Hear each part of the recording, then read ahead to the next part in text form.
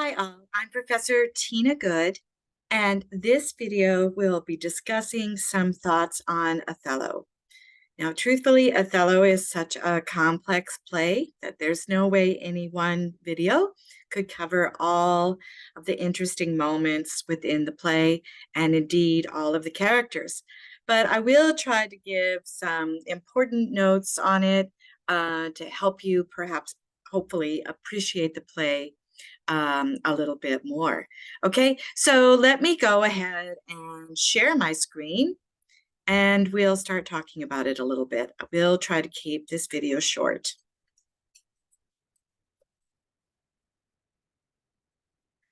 Okay, so right away, we notice that this is a tragedy, the tragedy of Othello by William Shakespeare. Now, listen, people in Renaissance times would have known that this was a tragedy, and they would know what that means. They would know walking in to the theater that this was going to be a tragedy, and that the named character, the tragic hero, was going to be Othello. Okay, so they know that walking in. But let's take a step back for a moment and talk about what it means to consider it as a play, right? Or plays in general. This is our only play that we are talking about this semester. And so let's talk about the play as a genre just a little bit.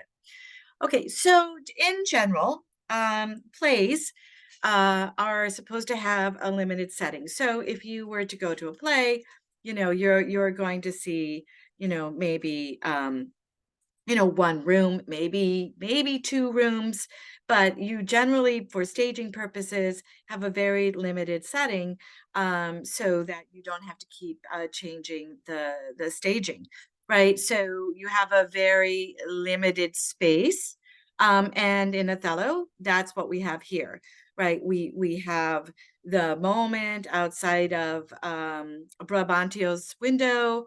We have that moment in the street in Venice.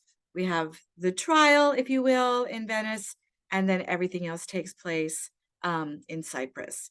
Okay, so even though that's a little bit, that's kind of a lot, the staging would be pretty easy to set that up, right? It's very controlled spacing. Generally, you have a limited time frame. This is true for all plays, although sometimes that does get broken up.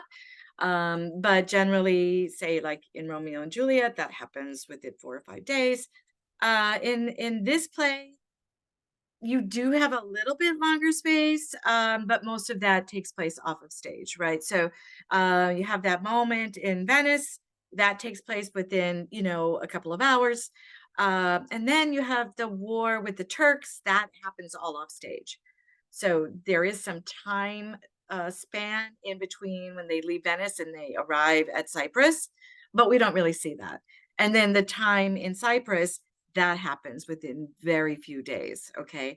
So a limited time frame, even though that's violated just a little bit here, but most of that time is off stage.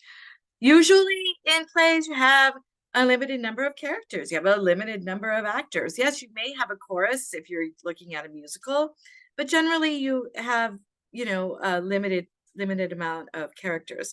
This is not, however, necessarily true with Shakespeare. He might have a lot of characters, although in Shakespearean times, you might have had the same actor playing multiple parts, right? And that might still be done today, but generally it would have been done then for efficiency.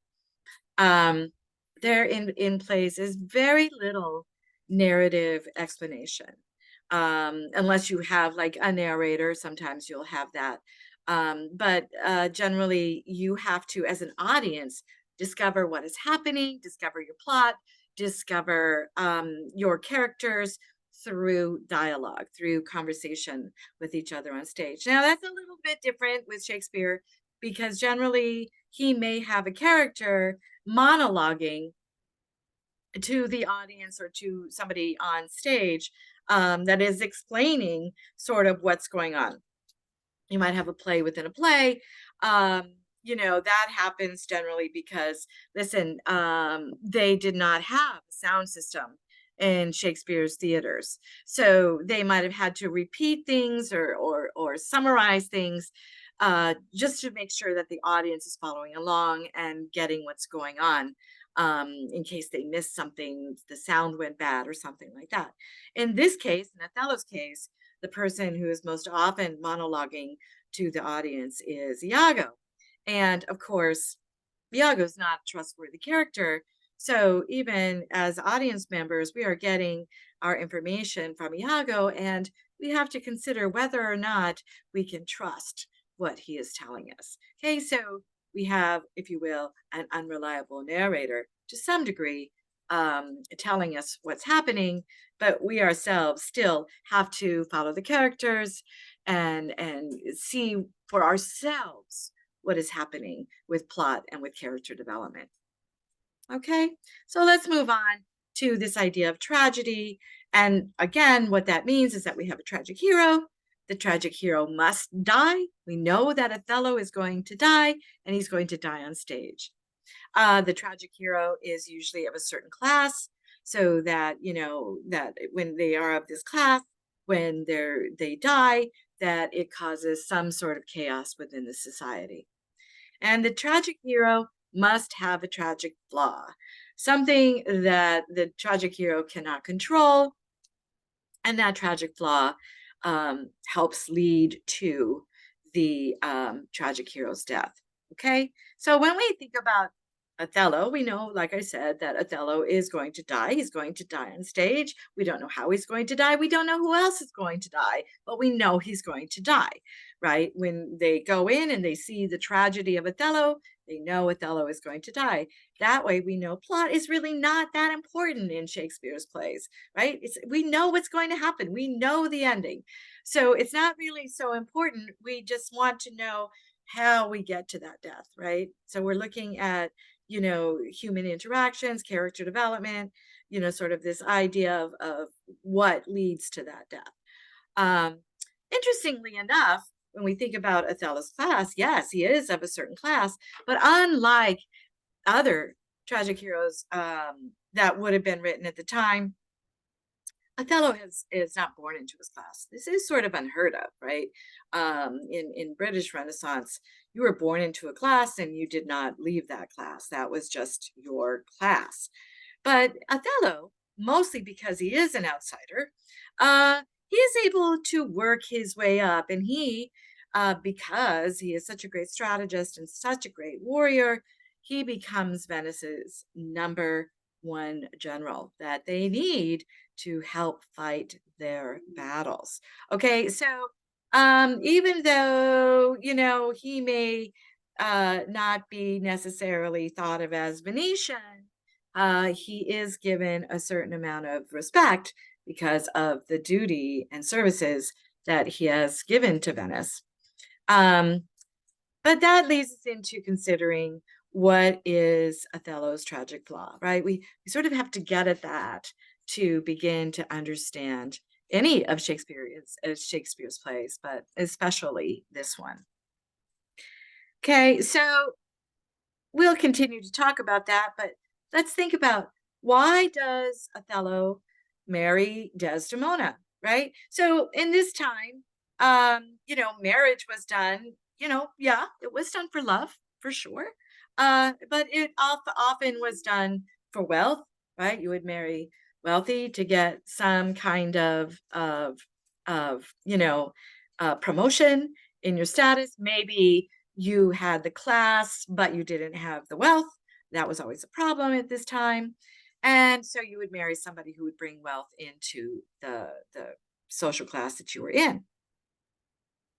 They might do it for social promotion, right? They are of one class. Like I said, you might stay in that class, but one way to transcend that class would be to marry someone of higher class.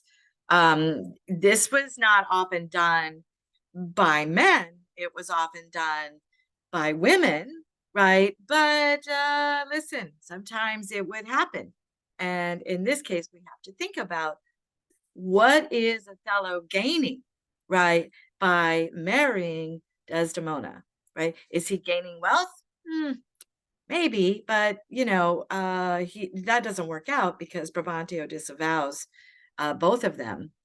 But he has still married a white woman and the daughter of a senator, right? He has still married a Venetian and somebody who is of a certain class, right? So that can help legitimate Othello, an obviously black man who is an outsider, who is working to be Venetian, right, through his services to the state. But marrying Desdemona might help secure that. Does he love Desdemona? Hmm, I'll leave that to you to decide whether or not he loves Desdemona, right? Is that his tragic flaw? But then we have to ask, why does Desdemona marry Othello, right? He says she did pity him. He heard the stories that he would tell. It seems that her father liked him because her father always invited him over, right? So we have to question Brabantio's motivations there. But he believes that she married him because she pitied him. And we have to think like, wow. Is that a solid foundation for a marriage? Hmm. And is that true? That's what he believes. Is it true? Did she marry him to defy her father? I mean, that's a common thing, right? We see that a lot in Shakespeare's plays and in other plays where somebody, especially a young girl, might marry someone just out of defiance. What is commonly done in the Renaissance period is they marry for wealth and position. Doesn't seem like maybe that's the case here. Desdemona has her own wealth, has her own position. Um, and Othello, while he, is probably well compensated for being a general, he does not have that social status of being a lord or something like that. Does she marry him for adventure? That could be, right? She does. She is intrigued by the stories. She has sort of had this very sheltered life, and that could have attracted her for sure. Again, we have to wonder, like, is that a solid foundation for a marriage? And did she love him? Yeah, I leave that to you to decide. Did she marry him because she loved him? Was she, able to make that decision given her position in life? Now we have to consider Iago's motivations. Wow. He goes about setting to destroy Othello on page 1, right? He is just sort of manifesting, and he says it, right, that he hates the Moor. And yet he serves as his number one, right? Yes, Cassio gets promoted above him. And he says in the first act, that's why he hates the Moor, right? But watch what happens, guys. Watch what happens when Iago is serving Othello. When we have the trial scene, and the Duke says, "Fetch Desdemona," right? Iago is sort of acting, even though they've been to battle together. He is Othello's ensign, and he is sort of serving as a servant to Othello. Now, imagine how that might be taken, right? This white man, this Venetian of a certain class, definitely not of an upper class, right? He is middle to lower class, serving as a servant to a black man, right? An outsider. How might he feel about that? And then this man who has served Othello so loyally, right, in battle, gets passed over for someone who has never even been to battle, right? Who has clearly a higher social status, right? Why does Othello do that? Again, is he securing his position by surrounding himself with people who are of higher class, right? Because listen, his position rests on him winning in battle, what happens if he doesn't, right? What happens if he doesn't win? His whole position could be threatened. So is he, sort of shoring up his position by surrounding himself with higher class Venetians? Does he love the Moor? You'll remember that was a question on the quiz. Does he love the Moor? The thought behind that, guys, is that he couldn't possibly hate the Moor as much as he does, right? Unless, right, he feels betrayed. There's a number of ways he could be betrayed. One, there is that suggestion that maybe he slept with his wife. Now he doesn't really believe that. He just says, I'm going to act like that's true. But he doesn't know that that's true. And there doesn't seem to be any suggestion that that would even be within, like, Othello's sense of being, right? But it gives him an excuse, right, to hate the Moor. But the other possibility is, that he could not possibly hate the Moor as much as he does, right, if he didn't love him. That idea that he loves him so much that then he is betrayed, and that causes him, to have this scorn against Othello, right? So that there is some critical thought behind that. They are military men. This is a trope that goes from Renaissance back to medieval periods. And that love may be sexual, it may not be sexual, right? So you decide what that means, right? But remember, they have served in battle together. They have trusted their lives to each other. So there is a bond there that, perhaps only, military people can understand, but perhaps we can get some insight into that here, and that when he is betrayed by promoting Cassio, that he takes that on multiple levels. I'll let you decide that. The other possibility, I wonder, is, that he is of a certain class, and he has watched Othello transgress his status.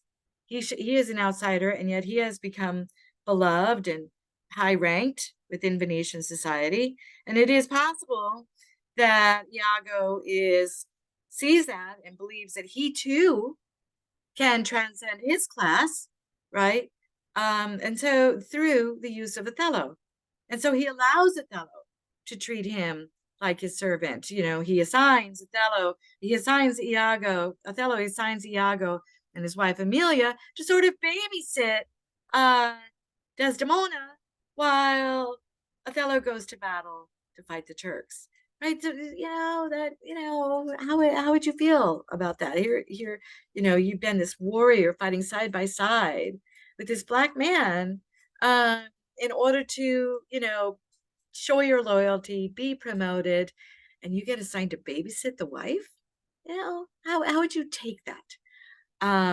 So one of the big questions that we have to ask, is not only what is Othello's tragic flaw, but what is the motivation of his antagonist, right?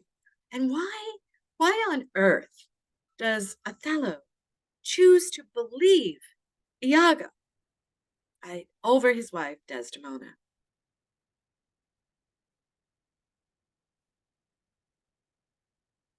Amelia. I think that we can't really talk about this play without talking about the character of Amelia, right? And if it was a different time, if it was like a 20th century play, I think we could even entitle this play The Tragedy of Amelia, right? Because she is so significant in this play. She serves Desdemona. She cares for Desdemona. She's a bit of a mother figure to Desdemona, and yet she's married to our antagonist. She's married to Iago. So we have to ask the question: why does she steal the handkerchief? Right? Does she really love Desdemona? Right? And this is complicated. It's a complicated question, right? Because they are very close. They do seem to have affection for each other, But remember, she is a servant to her. She is of a lower class to her, and she has to do what Desdemona asks, and she has to do what Othello asks, right? So if you are in that subordinate of a position, is it possible that you can also love the person who is ruling over you, right? That is complex, and it should not be taken for granted that she necessarily loves Desdemona. But maybe she does, right? Maybe she does. But if she does, why does she steal the handkerchief? And it does seem that maybe whether or not she loves Iago, her loyalty at that moment, at least, goes more towards her husband than the young woman that she is serving. Now, listen, we don't think that Amelia is that much older, but she's probably around 10 years older or so. So does she love Desdemona?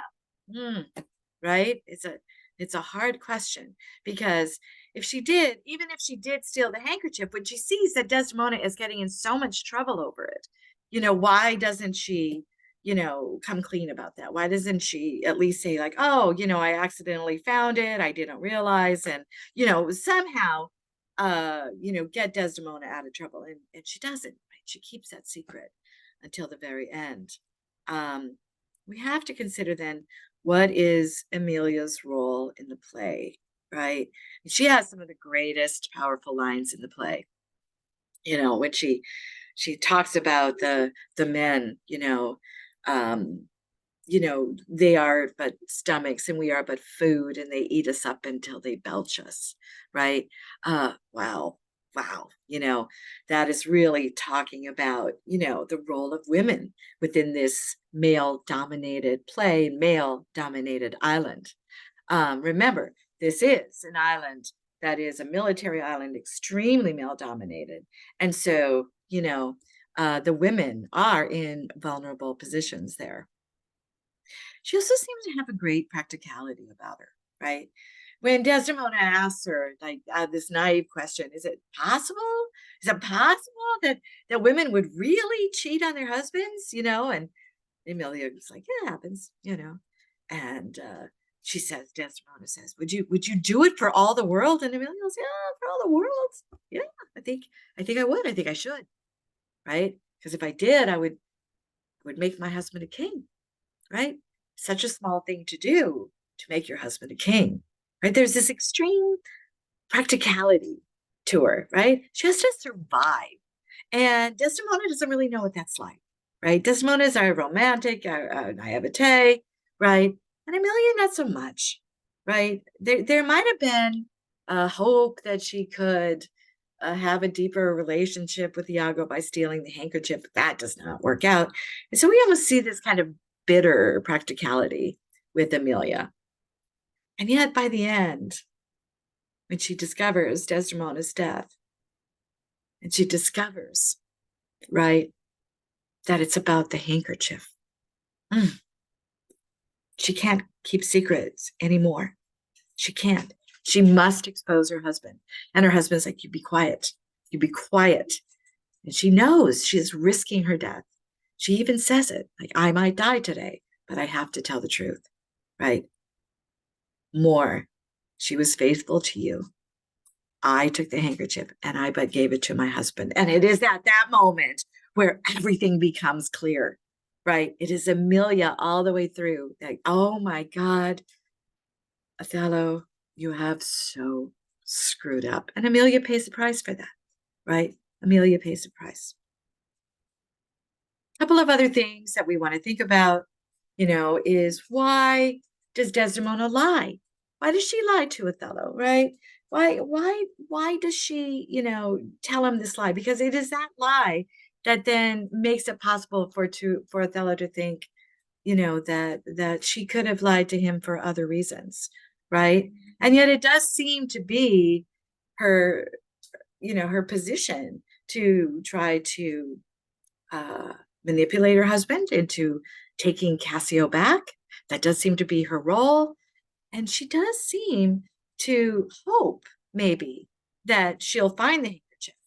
And so maybe, it seems to be an innocent lie at the time, but it does show that she can lie And of course, at the very moment that she does lie, she does the very worst possible thing. She changes the subject and tries to get Othello to take back Cassio. Oh, the worst possible thing she could do. All right, let's talk about the racism in Othello, because if we don't acknowledge that this was written with a Black character as the lead, I mean, this was just not done. Do not get me wrong, a Black person did not play the lead. It was a white person who played the lead, but nevertheless, it was a Black character and just not done. Just not done. It did not have tragic heroes who were Black, right? So if we think about Othello, you know, a lot of times if you read stuff, it's like, oh, it's about, his tragic flaw is about jealousy. Well, it's not about jealousy. You didn't need to have a Black man play this part if your tragic flaw is jealousy. It's got to be much more complicated than that. And so we have to look a little bit at the racism inherent in the play. First of all, notice that even Desdemona calls him the Moor. Over and over and over again, we hear that he is the Moor, the Moor, the Moor, the Moor. They don't even call him by his name, right? He is called the Moor. He calls himself Othello, but everybody else calls him the Moor, right? Over and over and over again. So let's take a look at some of the language here, right? If we look at Act 1, Scene 1, Iago, right? He's telling Brabantio what's going on. He's exposing their marriage, and he says, your heart is burst. You have lost half your soul. Even now, very now, an old black ram is topping your white ewe, an old black ram. So we know, right, that he's much older than Desdemona, but he's a black ram. This is made very clear that that is the most barbarous thing, right? This ram, he's made animalistic. And he says, or else the devil will make the grandsire of you, right? That he, the devil, right, could make Brabantio a grandfather too, right? Baby yams, baby sheep, right? This so animalistic sort of thing. And we move on where Iago says, sir, you are one of those that will not serve God if the devil bid you, because we come to do you service and you think we are ruffians. You'll have your daughter covered with a Barbary horse. You'll have your nephews neigh to you. You'll have your coursers for cousins and junnets for Germans, right? Those are all horse things. And a Barbary horse is a big black horse, right? And he's like, all of your relatives, all of your ancestry will be tainted by this blood. They'll all be some kind of horse, some kind of animal, right? The inherent racism to that idea.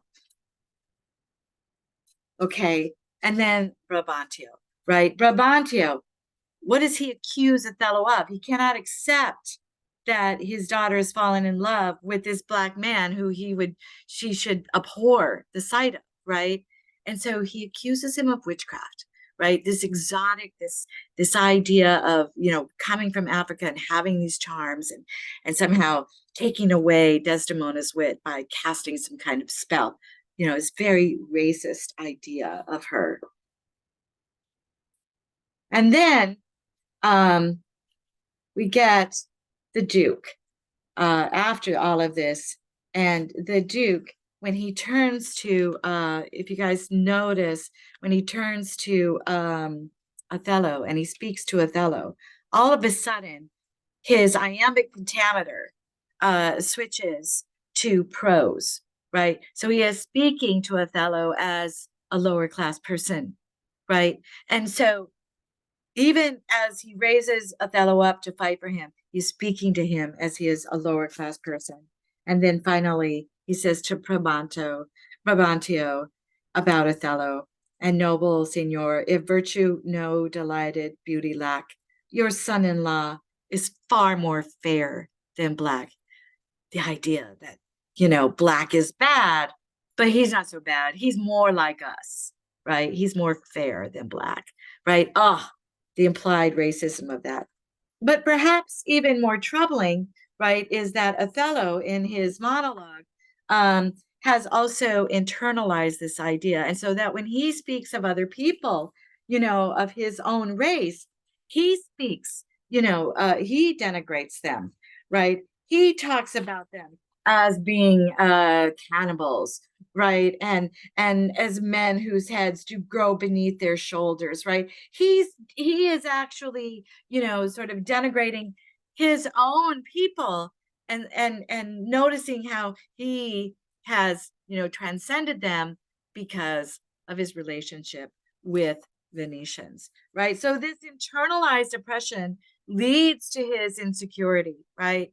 And so he possibly does not feel worthy of Desdemona, and he does not feel secure. I mean, if we look at like the battle with the Turks, he did not win that battle, right? The storm, won that battle for him. So his insecurity is going to raise again. And when he is severe with Cassio, right? He cashiers Cassio because Montano is of great reputation, right? And Othello's rule is threatened by this. If it had been somebody else, probably no big deal would have happened. But on top of that, Desdemona shows up, and he's got to make an example of him in front of Desdemona, right? And so Cassio is sunk because of the situation. Had it been a different time, a different place, right, it probably would have been no big deal, because it is Montano and Desdemona. He has to cashier him, right? So what do we come up with? Othello, he rests his whole sense of self on his duty to the state, even to the end, right? But that is not enough, perhaps, to make him feel secure. Perhaps that is his fatal flaw. Okay? I leave that to you to decide. These are just some thoughts. I hope you enjoyed the play, and we will talk soon. Have a great day.